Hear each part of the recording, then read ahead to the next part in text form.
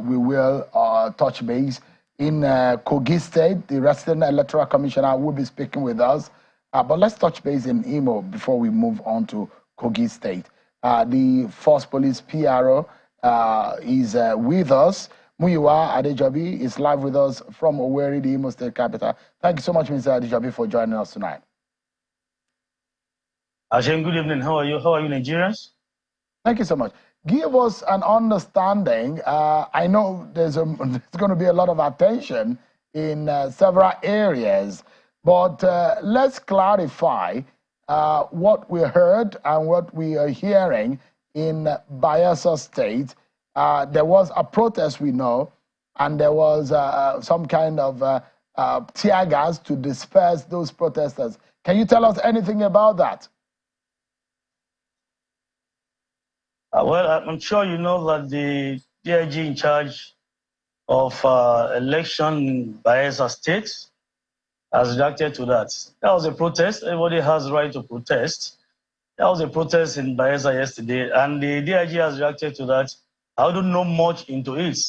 I know I saw it the way every Nigerian saw it in the news, and the DIG has attended to that. So there's no cause for any alarm. That one has come, that one has gone, and everybody has right to protest. But I'm sure the DIG has spoken to that from Bayelsa State. Can you tell Nigerians what exactly the situation of things really was at the time when they were dispersed?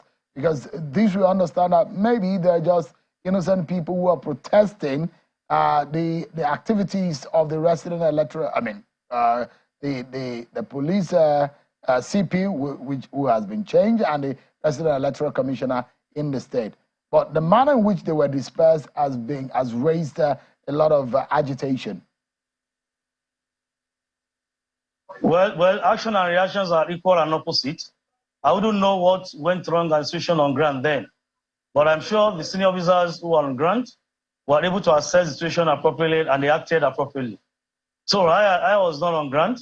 Those that are on ground, they are very senior officers who must have taken a decision to do what they have done. So I'm sure action and reactions are equal and opposite in science. So I wouldn't want to dabble into that because I don't have the report here with me, but I'm sure they have taken a very right decision for whatever they must have done in Bayelsa. The Inspector General of Police had said that VIP protections are going to be withdrawn. There are those who say that up until now, that has not been 100% effective, that there are still VIPs that are going around town with their protection.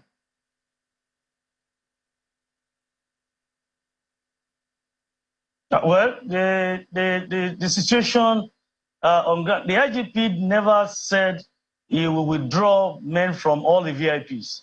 The IGP was very clear about it, that we were specifically going to withdraw PMF, that is Police Mobile Force, from some VIPs for the establishment of Special Intervention Squad. Don't forget that the IGP, on assumption of office, made announcements for the establishment of Special Intervention Squad. 40,000 men to be mobilized for this squad, shared across the 36 states, including the Federal Capital Territory. So there are some VIPs who are entitled to police aids. Statutorily, legally, they're entitled, whether we like it or not. By virtue of their personality, by virtue of their offices, they're entitled to police protection. These individuals are to enjoy these services. So the IG would not withdraw policemen from them. And for those who are not entitled to use particularly PMF, if they have reasons to have some police aids with them, their personality, the situation will be assessed, whether they actually need this police protection. And if they don't need police protection or they don't have any legal backing, there's no need for us to give them any men.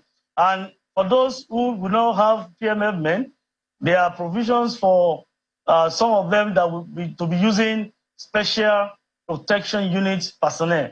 The special protection units, that is SPU Blue Beret, we call them Blue Beret. It was established for VIP protection basically. So if we assess these individuals, their applications, and we are convinced that they actually need policemen. SPU personnel will be deployed to them. But generally, and let us be sincere, we cannot withdraw police personnel from all VIPs. It's not possible. There are some that must enjoy police protection. We have some who are not qualified in any way. We are going to withdraw these men from them. We need men to do practical and operational police duties in the 36 states, including the Federal Capital Territory, to tackle these unnecessary insecurity situations we're having in these states, and of course to deal with non-state actors who are attacking individuals and various communities across this country. So the IGP never said he's going to withdraw policemen from all the VIPs. No, he mentioned it that PMF men will be withdrawn for special intervention squad operations and other operational engagement on Nigerian police. So now the question is, and the fear that has been on the ground, perhaps some of the practices that we have seen from past IGPs are that during the elections, police protections are not allowed within the vicinity of the polling unit. And these are the questions that have been asked, that will these protections, police protection for these VIPs, be used for ulterior motives? That is the question here. The IGP has said it clearly, and we have made announcements as regards that. Police aides are not to move with their VIPs on election day. In Kogi, in Imo State, in Bayelsa State, the IGP has given that directive. No police aide will move out with his personnel on election day. In fact, we have even talked to these VIPs through their commanders that there are some VIPs that want to make use of their aides. If the aide is telling them, sir, we can't go out with you, they say, no, go out with me. We have talked to them through their commanders and unit commanders that on no account should they go out with their aides on election day. And you can hear what the people, the DIG in Bayelsa, the DIG in Kogi, even the DIG in Imo State, all of them have echoed the directive of the Inspector General of Police. Any police personnel, not only police personnel, all aides, even from the military, from other security agencies who are members of ISIS, Interagency Consultative Committee for Election Security is a body, and the information has gone around, and they all know that on no account should any aide go out with his principal on election day.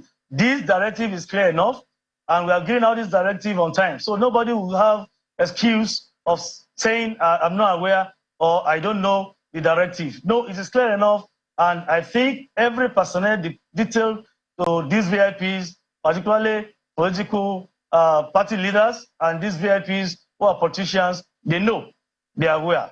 And if they are caught, they are going to meet their Waterloo according to our standard operating procedure and our disciplinary measures.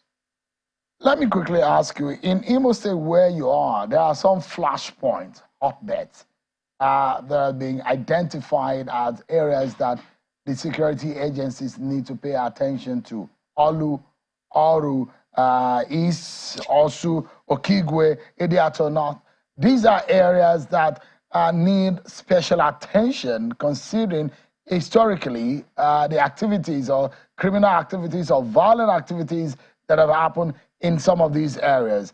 Are there special attention to these areas different from the areas that are seen as moderate in terms of violent activities?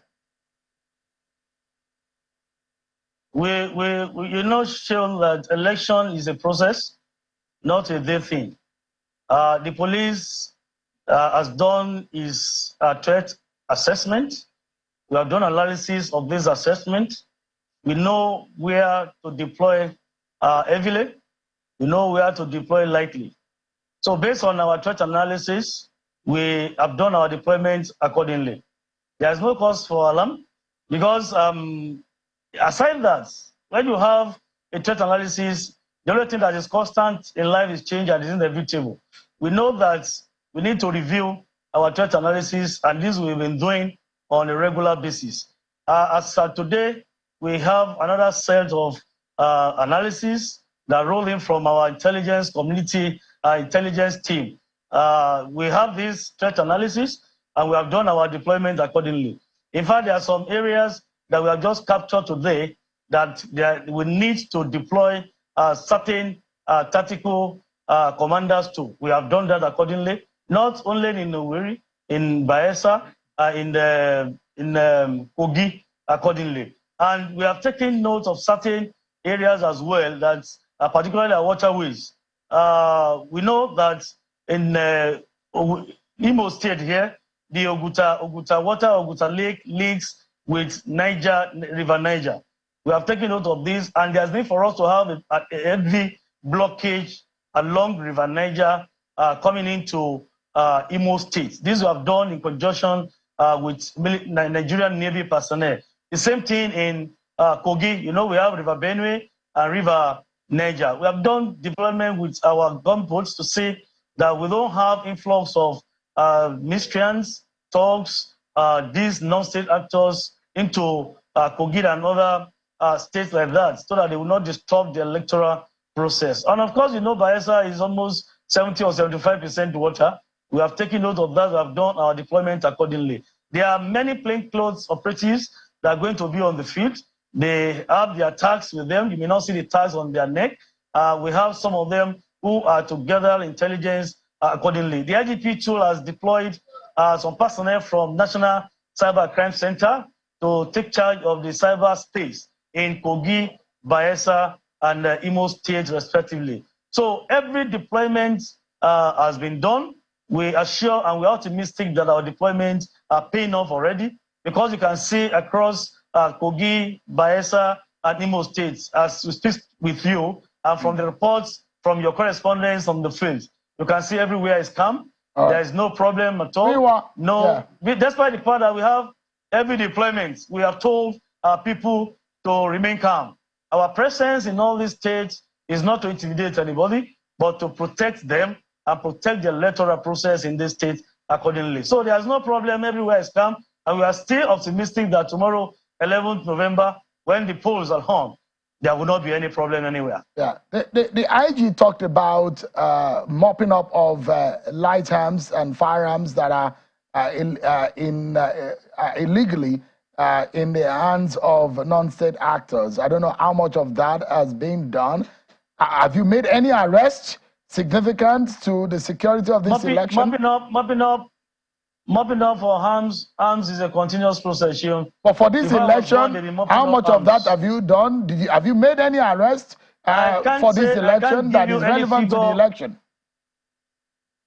I can't give you any figure offhand, but I know we have done a lot in that regard before now, that we have mopped up certain large number of arms and ammunition. In fact, we have been able to move some of them to the National Center for Control of Small Arms and Light Weapons at the office of the NSA. The body headed by General Diko, retired. We have surrendered some of these arms to them. We have been able to recover some and trace some of these recovered arms to some agencies in Nigeria. That's how we do it. When we recover any arms, we trace the source of the arm, we return back to the original owner of these arms, which we do with the office of the NSA.